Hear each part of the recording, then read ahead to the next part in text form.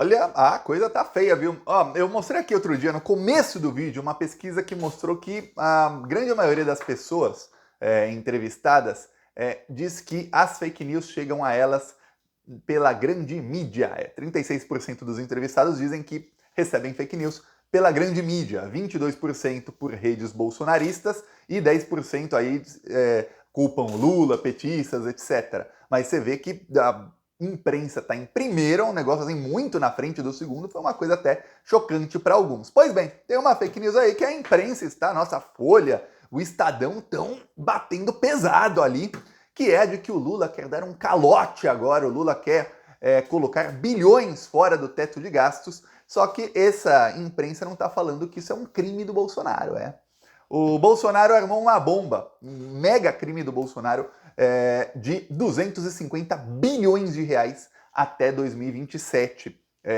Em 2023 são 95 bilhões de reais que vão explodir no colo do Lula agora no final do ano. Eu estou falando dos precatórios. E prepara, viu, que quando eu explicar isso aí, você vai ver o tamanho da bomba, você vai ver o tamanho da articulação do Lula, e você vai ver que o Bolsonaro vai se dar mal no final disso. É um crime muito grande, viu? Muito, muito grande. Em 2022, para tentar se reeleger, o Bolsonaro precisava gastar dinheiro público, mesmo sendo ilegal. Vai ser investigado ainda por isso, calma.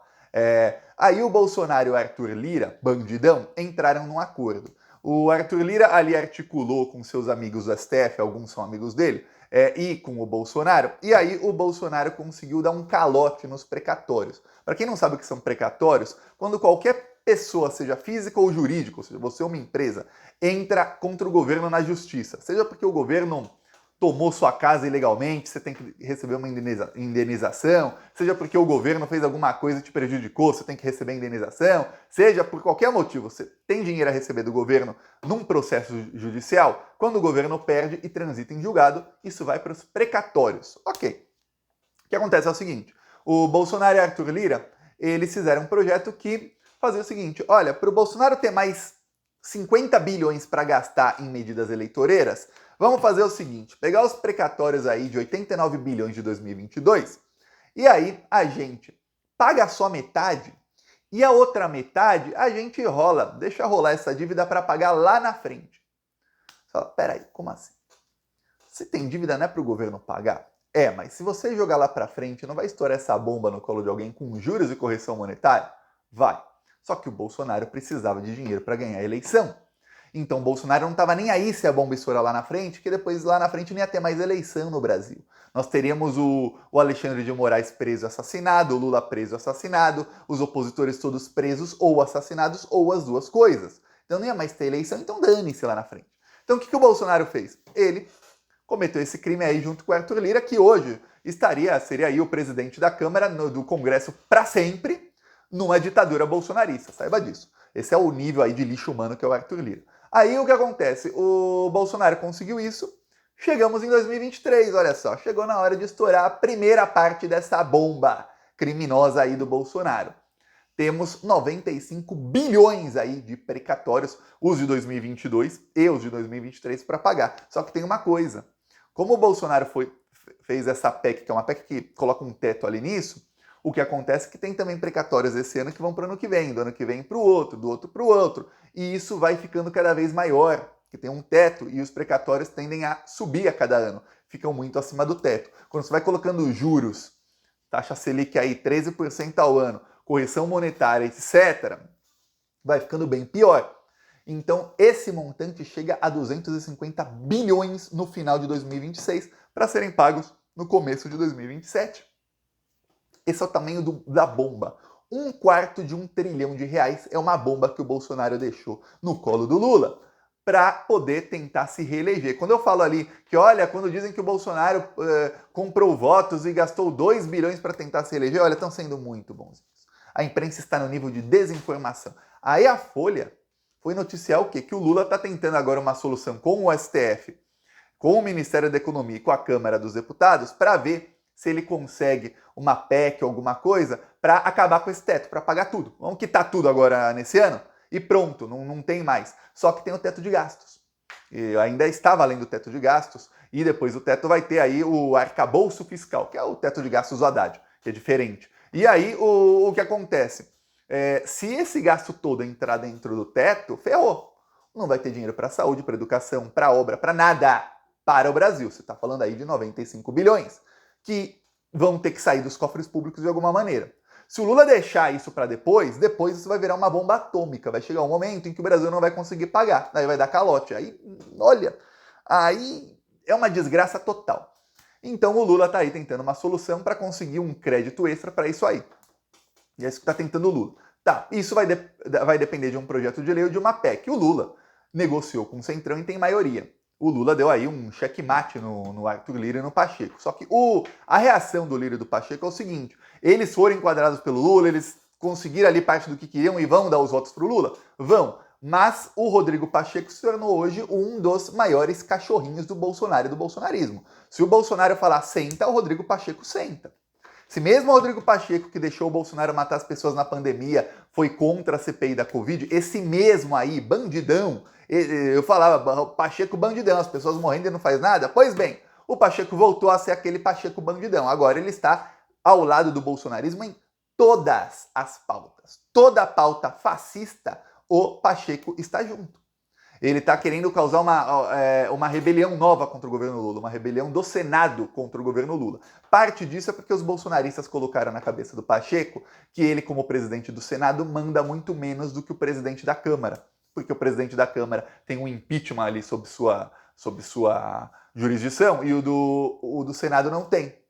E aí eles tentam falar, mas você tem de ministros do Supremo, coisa que o Pacheco não é nem louco de fazer. Mas ele fica aquela, como é que eu faço para enquadrar o Lula? Então ele está cada vez mais dando uma guinada para a extrema-direita. O Pacheco ali, ele é da direita de Minas Gerais? Assim, a direita de Minas Gerais e a extrema-direita estão assim, mas olha, é uma coisa assim, uma relação de amor deles. E aí o que acontece? Acontece que o Bolsonaro cometeu todos esses crimes e agora você está vendo nas últimas semanas, saiu o relatório do Tribunal de Contas da União, da Controladoria Geral da União, enfim, de vários outros dizendo que, olha, algumas medidas do governo Bolsonaro, apesar que deixaram que se fizesse, então parecia que era uma coisa legal, não eram legais, eram medidas ilegais. Nessa aí, alguém pode falar, Thiago, mas teve ajuda da Câmara dos Deputados. Mas o Bolsonaro cometeu uma medida ilegal. O Bolsonaro deu, na prática, a maior pedalada da história. A Dilma sofreu impeachment por pedaladas. Pedalada é quando você pega uma coisa que é para pagar agora e faz uma manobra para pagar daqui a pouco. Isso é pedalada, no jargão aí. A Dilma não fez pedaladas, foram assinadas pelo Temer e não causaram prejuízo aos cofres públicos.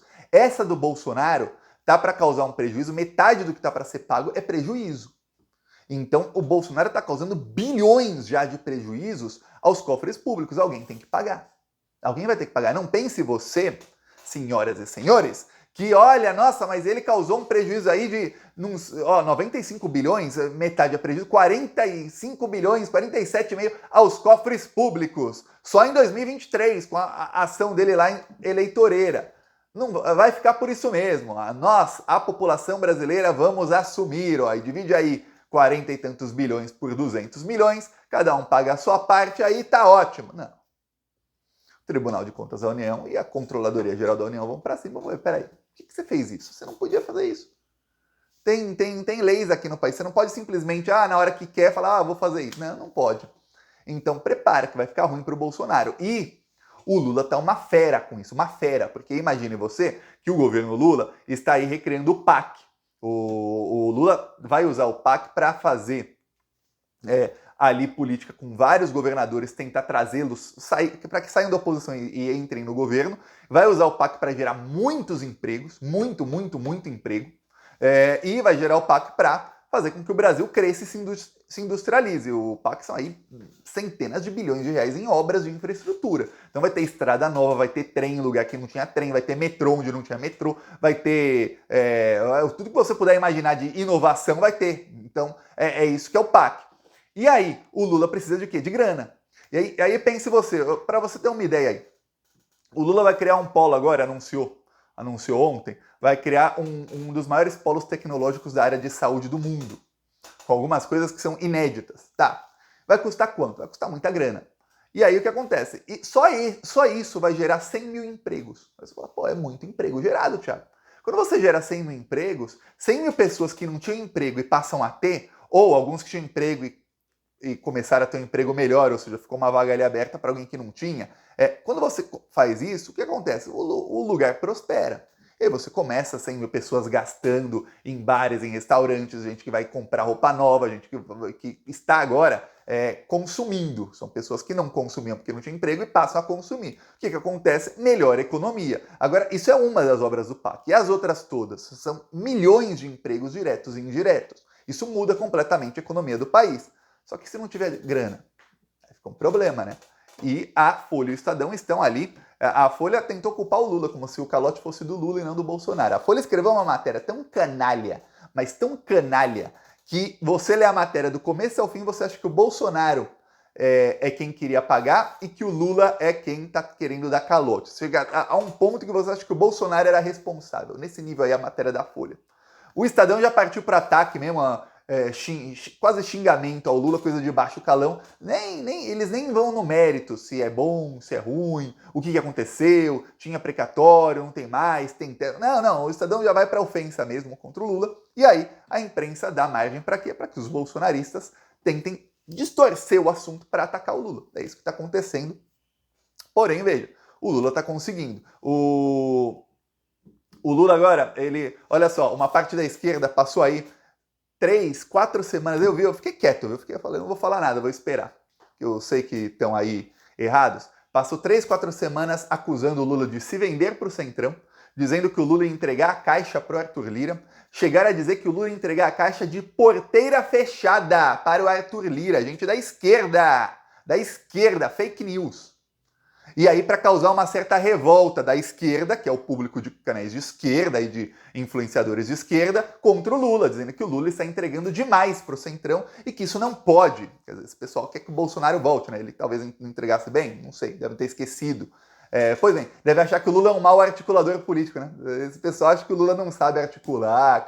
O Lula, o melhor articulador político de todos, eles acham que está tomando baile do Arthur Lira. Tá.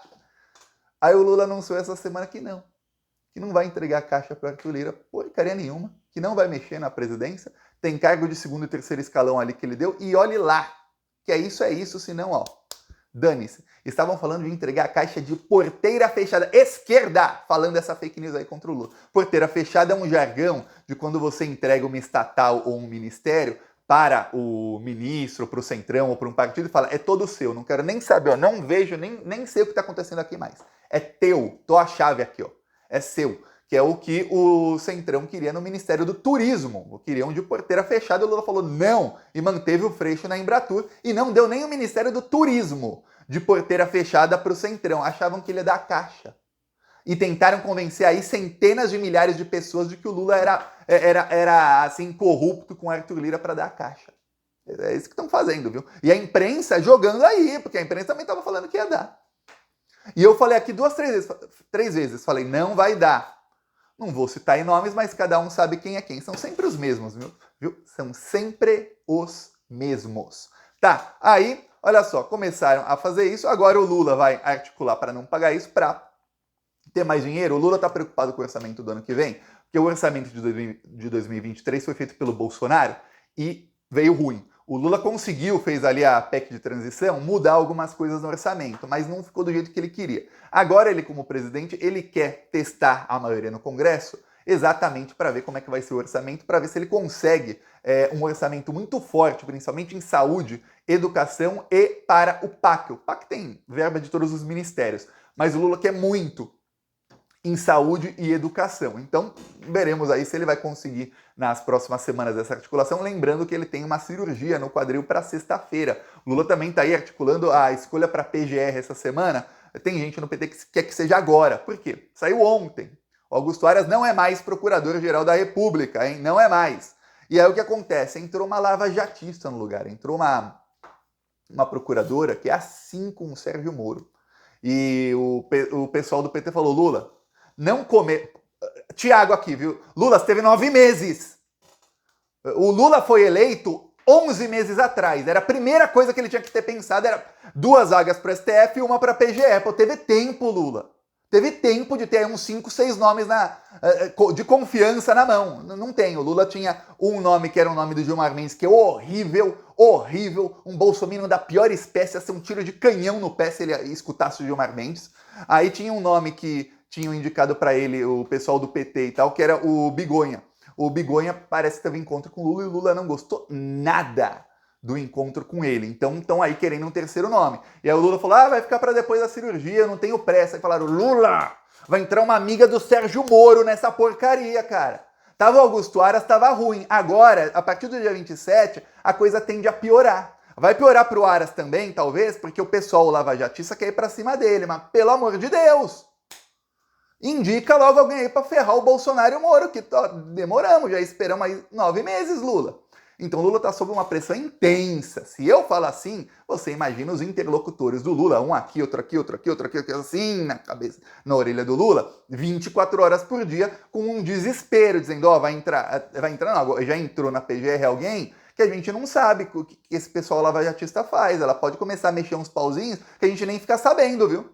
Vai ficar sabendo lá depois. Não deixe essa mulher ficar muito tempo aí. O Augusto Aras já estava ruim. Mas em algumas coisas, pelo menos ele não mexia. Essa aí a gente não sabe. Obviamente, nossa, ela não é bolsonarista? Não, não é. Mas está naquele ali, lavajatismo, bolsonarismo, estão ali pertinho, né? Então, veja, tem muita coisa importante acontecendo. Aí a Folha disseminou fake news, para fechar aqui com chave de ouro, hein? Desmentindo a Folha. A Folha disseminou fake news e a assessoria do Lula foi lá nas redes sociais para falar que não. Olha a fake news da Folha. Lula adia viagens de ministro e indica que Janja pode atuar como sua substituta após cirurgia. Como se a Janja... É uma fake news do bolsonarismo, que aí a Folha endossou, que é de que a Janja vai virar presidenta quando o Lula se ausentar. Então a Janja que vai tomar todas as decisões no Brasil. Aí a Folha vai lá e dá a manchete. Aí o Lula falou, não procede. Tá aqui o Lula desmentindo, ele compartilhou a fake news da Folha e disse, não procede. A viagem, que é dos ministros, foi adiada porque recebo na quarta-feira o governador Eduardo Leite para discutir o apoio ao Estado e seria deselegante os ministros visitarem o Rio Grande do Sul com o governador gaúcho em Brasília. O governo federal segue acompanhando a situação no Rio Grande do Sul e apoiando os governos locais. Quer dizer, é isso aí, fake news da Folha com o bolsonarismo. Aquilo que eu falei no começo do vídeo, viu? A imprensa é quem alimenta a indústria de fake news hoje do bolsonarismo. Eles não inventam mais assim baseado em nada. Eles inventam baseados em matérias da imprensa. Então tem ali jornalistas bolsominions que fazem essa dobradinha com eles, viu? Tudo planejado, viu? Peço aí sua inscrição no canal e seguiremos aqui na luta contra essa corja maldita aí, viu? Falou!